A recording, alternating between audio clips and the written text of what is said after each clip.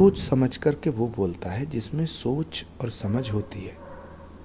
जिसमें समझ होगी वो सोच के बोलेगा। राहुल गांधी जी को एक आदत पड़ गई है, गंदी आदत, बुरी आदत, जो नहीं पढ़नी चाहिए थी लेकिन पड़ गई है। उनके जो इर्द गिर्द के लोग हैं उन्होंने उनमें वो आदत डाल दी है। दुनिया में कोई ऐसा नेता नहीं है जो घर के बाहर जाकर अपने घर का फजीता करता हो। अकेले राहुल गांधी ऐसे। ये कर्मों के फल हैं, कांग्रेस पार्टी के पुराने पाप हैं जो कांग्रेस को भुगतने पड़ेंगे। शिवराज सिंह चौहान जी ने बिल्कुल ठीक कहा है कि राहुल गांधी जी नेता प्रतिपक्ष हैं, उन्हें सोच समझ के बोलना चाहिए। लेकिन मैं शिवराज जी से कहना चाहता हूं कि सोच समझ करके वो बोलता है जिसमें सोच और समझ होती है। जिसमें समझ होगी वो सोच के बोलेगा।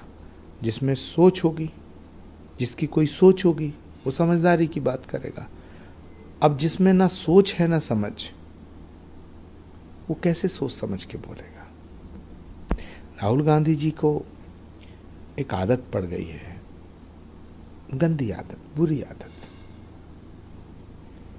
जो नहीं पढ़नी चाहिए थी लेकिन पड़ गई है। उनके जो इर्द गिर्द के लोग हैं उन्होंने उनमें वो आदत डाल दी है कि देश के बाहर जाके देश की तौहीन करो, देश की बुराई करो, देश को बेइज्जत करो।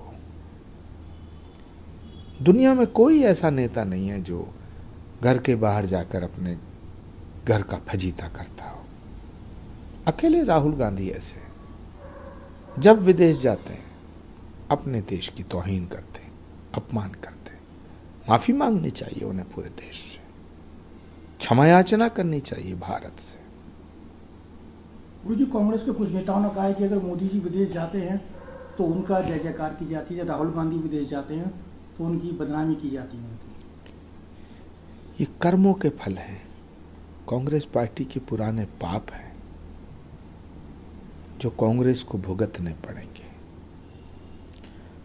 अब उन पापों के फलों के भुगतने का समय आ गया है। मेरा पक्का यकीन है कि राहुल गांधी जी कांग्रेसियों का इलाज कर देंगे, पूरी कांग्रेस का इलाज कर देंगे। वो जो गठबंधन की बात करते हैं, इस बार हरियाणा में आम आदमी पार्टी और कांग्रेस का गठबंधन दिख नहीं रहा। 2 दिन समय कुल रह गया है पेपर नॉमिनेशन करने का, लेकिन अभी तक कोई फाइनल नहीं हुआ। आम आदमी पार्टी ने अपने उम्मीदवार उतार दिए और अब भी कह रहे हैं कांग्रेस की उम्मीद है कि गठबंधन हो सकता है। कांग्रेस की हालत पे मुझे दया आती है। 125 साल से ज्यादा पुरानी पार्टी, राष्ट्रीय पार्टी की ये हालत हो गई है कि रीजनल पार्टियों के चौखट पे गठबंधन के लिए गिड़गिड़ाते हैं। अभी भी किसी कांग्रेस के नेता की ये हिम्मत नहीं है कि वो डंके की चोट पे ये बोल दे कि हम गठबंधन नहीं करेंगे। आम आदमी पार्टी ने अच्छा किया, लेकिन सवाल इस बात का है, समाजवादी पार्टी भी चाहती है कि हरियाणा में कुछ सीटें मिलें।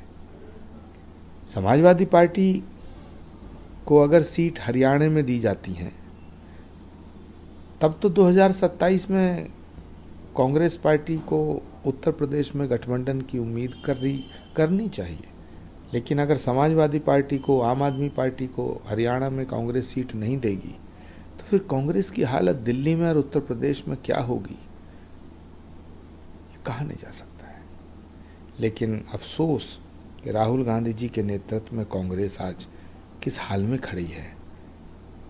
जैसे सांप के मुंह में छछूंदर है, ना गठबंधन अंदर को जाता है ना गठबंधन बाहर को जाता है।